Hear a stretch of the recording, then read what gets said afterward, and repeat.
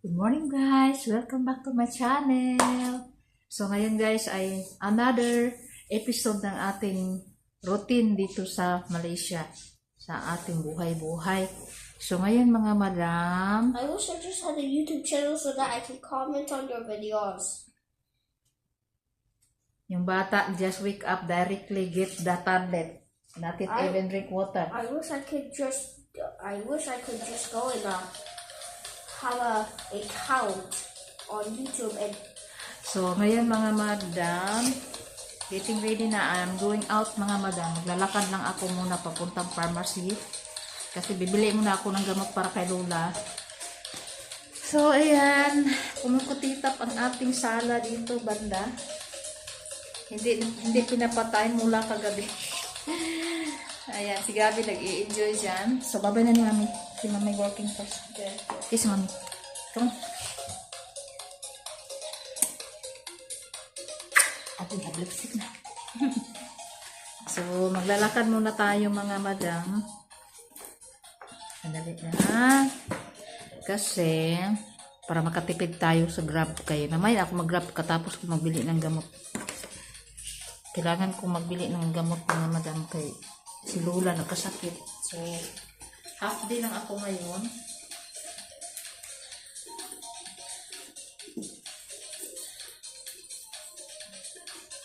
Cross body natin yung ating bag para comfortably. Ganyan. So, wabay sa Mami ha.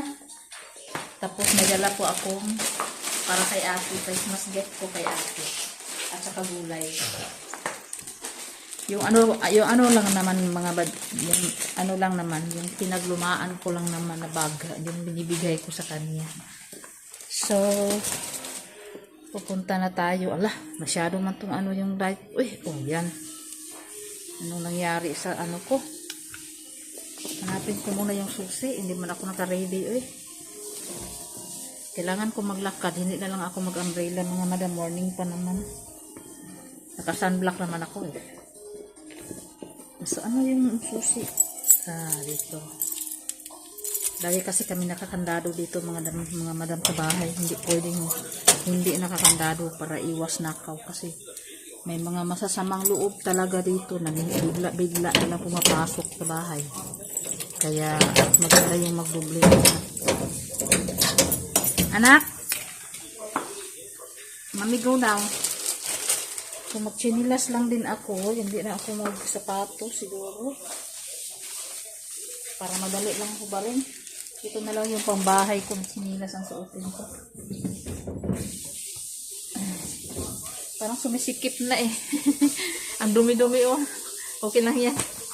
Update lang naman yung duty ko mga madam. Kasi may pupuntahan po si ate. Mas maganda kasi ito ilakad eh. Komportable ilakad. Ay, ayaw ko mag-rubber shoes kasi hindi pa ako nakapag-manicure. Tapos masakit yung gilid ng kuko ko. May ingrown. So ayaw ko mag-ano. Hindi ko na lang isama si Gabi. Isama ko sana siya. Kaso lang wala pa siyang agahan ko. Hindi. Maglalakad kasi ako mga madam. So mahirapan yung bata. At ayaw din niya eh. Mas maganda kung dito lang siya sa bahay. Total, nandiyan pa naman yung daddy niya natutulog. Maglalakad na. Patayin ko muna tong ilaw dito. Hayaan ko na lang muna silang mag-ama dyan. Kasi nandiyan din yung panganay ko. Ang daming pusa dito ng kapitbahay eh. Ito ako mag-cup lang pala. Nak, Gavin! Pass to me the cup there in the massage chair. Hurry up, I'm going out now. My cup on the massage chair.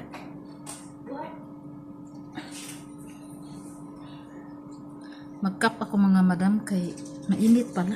Hindi na ako magbitbit ng payong kasi mahirapan po ako. Madala kasi ako isang plastic. Mahirapan ako kasi dadaan lang naman ako sa ano mga madam. Dadaan lang ako sa pharmacy.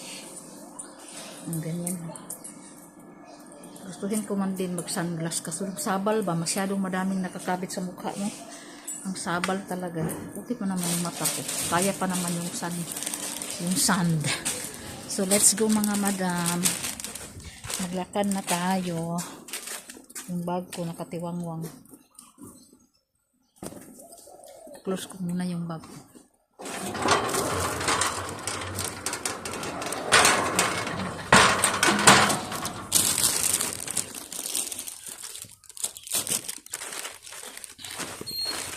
Ay, hindi ko na kayo makikita dyan habang nag-video ako.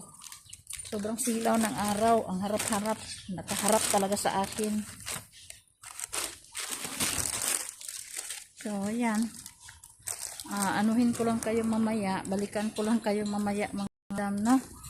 Pagpatuloy lang natin yung ating paglalakad. Daming malunggay dito sa amin. Tapos nagtatanim pa ako. Ayan pa, oh. Diba? Paso lang lagi akong wala sa bahay kasi work tayo, mga madam. Habang may work, habang may opportunity, go tayo, mga madam, kasi hindi laging may available eh. Bihirang-bihira lang may available na trabaho. Kaya dapat i-grab natin yung opportunity na kagaya nito. Kahit half day lang, gora pa rin tayo, mga madam. Kasi pera na yun. Tapos sayangin mo pa. Ito yung dikdik ko. Regalo ko kay ate. Medyo mabigat naman pala. Medyo mabigat kasi itong bag. Kaya hindi ko siya nagamit. Nagamit ko siya isang beses. Tinatry ko. Mabigat siya sa akin. Para sa akin. Kasi ang dami kong mga bit-bit na mga abobot. Minsan. Depende kasi yun sa lakad ko. So, malapit lang man dito yung pharmacy. So, timing din as also mag-open na sila. Kasi 7 plus na ngayon, 7:40. So, pagdating ko doon, 3 minutes from here, diretso na ako bili. Tapos, sakay ang grab, papunta doon sa trabahoan. Tapos, pagbalik ni ate mula sa kanyang lakad, uwi na din ako. Half day lang naman yung half day lang naman yung trabaho ko ngayon. Kasi mga madam, hindi ko talaga sinasayang habang free pa yung time ko.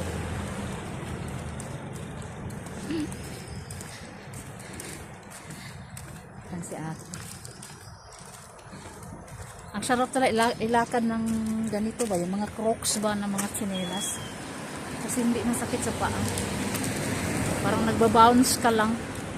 Kaso lang, ako kasi yung tipong tao, mga madam, na masinop masyado.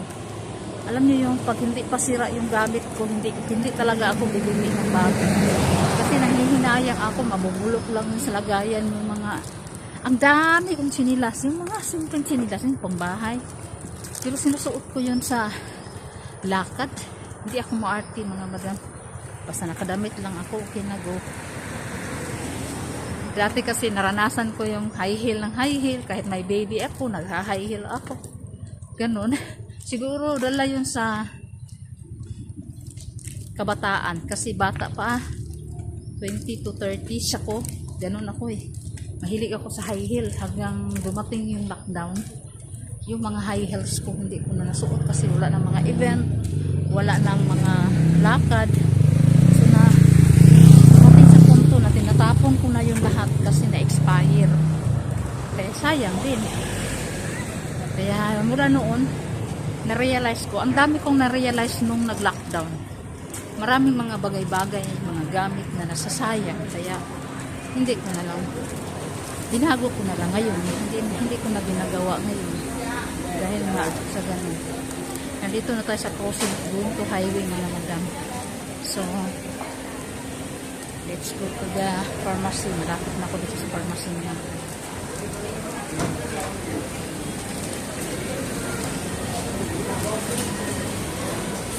Daling tao na. Wala pa akong breakfast. Nagbili na lang ako ng breakfast mamaya kapag daling ko doon. Doon ako magbe-breakfast sa trabahoan. Kasi hindi naman pwedeng hindi ako magdala kasi yung food doon para lang yung kay auntie. Kailangan magluto pa ako. Naku, ano na lang ako mag-pick out. Morning. Dito na tayo mga madam sa pharmacy. Pili lang, bayaran ko lang sandali yung binili ko. At, tutusin kan? Ayan na tayo mga madam. Para kasi.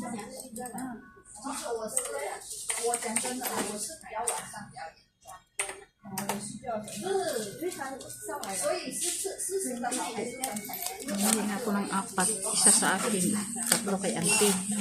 Kasi ako din, may allergic din ako yung sipon ba? Ang tawag doon? Sinus? Sinus ba yun? Medyo hindi kasi chamfor ko ba? Baka mabigay ko pa lahat. Kaya kinuha ko na yung isa. Lagay ko sa ano ko mga sa bag. Tapos yung kay auntie. Ihalo ko na yung 3. Thank you.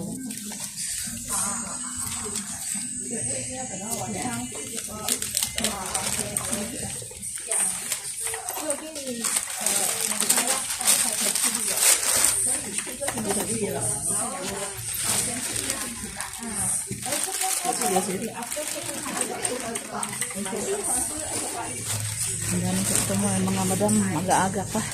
So, babalik na ako doon sa binibilhan ko ng breakfast kasi nagpa-take out ako ng breakfast. Saka ako mag-request ng Grab kasi kailangan yun. Baka makarating ako doon.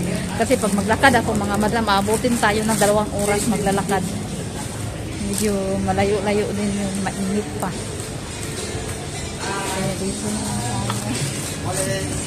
Hi! Good morning! Morning! Nagkaya yung mga person, nag-vlog tayo. Ada sa dakan? Nagbibinta si Kuya ng ano guys. Hi guys! Hi dito, kababayan. Nagbibinta sila. Kababayan! Sila ate, o tingnan nyo guys. May edad na sila ate guys ha. Pero ate, berapa umur sudah kau? Saya? Oh, 60 sudah lang. Oh, 60 years old guys. Nagtrabaho pa. Kapunya ano? Keluarga sa di kamu? Kawan-kawan. Bagus na panguhan. Oh, yan ang kagandahan dito, di ba? Paham Tagalog? Ako paham. Yan ang kagandahan dito, mga madam. Kahit may edad na, trabaho pa rin. Kaya hindi tayo pwede huminto, no? Kailangan natin mag-work. Magkano? Kailangan natin mag-work. Kaya ako going to work ako. Kaya nag-take out na lang ako dito for breakfast. Doon ako kakain sa work.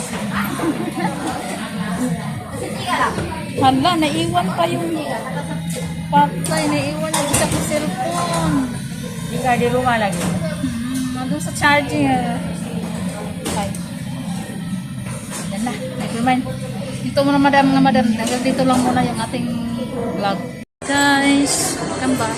So ngayon, nandito kami sa shopping mall. It's Gavin time para magala-gala muna. Kasi ang hinihiling niya na Christmas gift para sa kanya ay kakain daw kami sa Filipino restaurant. Kasi masarap daw ang Filipino food. Yun talaga ang inaano niya, nire-request niya. Tapos, bibilhan daw namin ng Christmas present yung daddy niya. Kahit t-shirt lang daw. Ang hirap pa naman bilhan ng daddy niya ng t-shirt. Kasi malaki. Ano ba yun? Alam mo yung bibilhan mo siya ng size na malaki. Tapos pagdating doon, hindi pala niya kasya. Kainis. Kaya ngayon, pupunta muna kami ng bangko para mag-bank-in ng pera kasi wala nang laman yung bank account ko. Tapos, palagi pa akong nagtatransfer ng pera for my friend.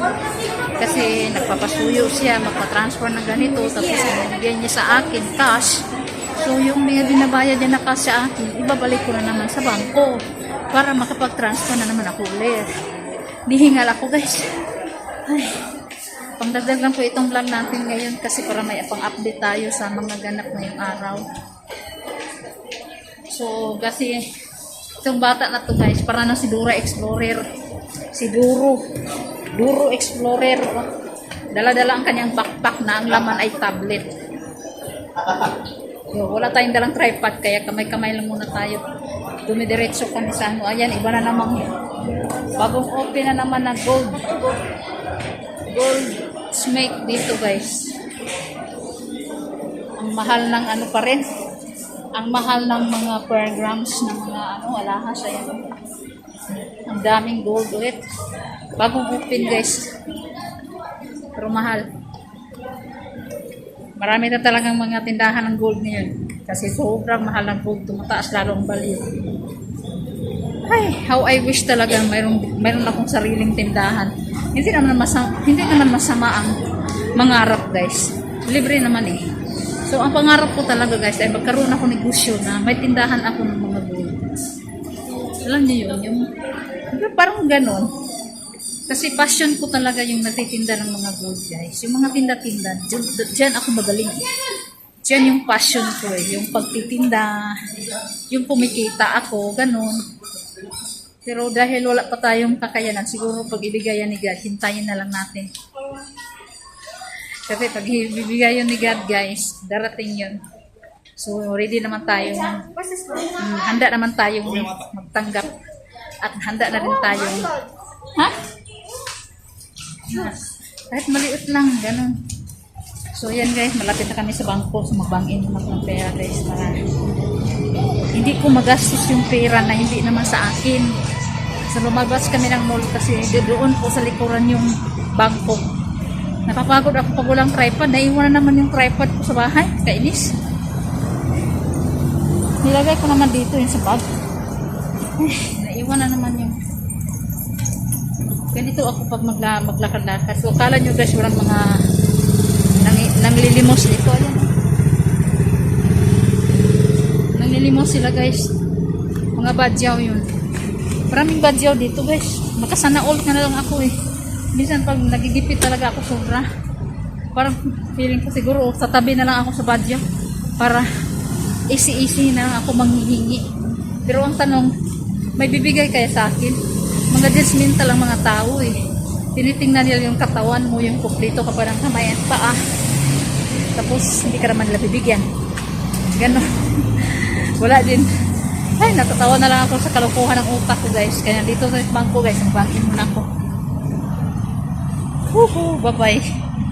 Abangan na lang mamaya. Sa next episode na lang ulit. Dito na ako.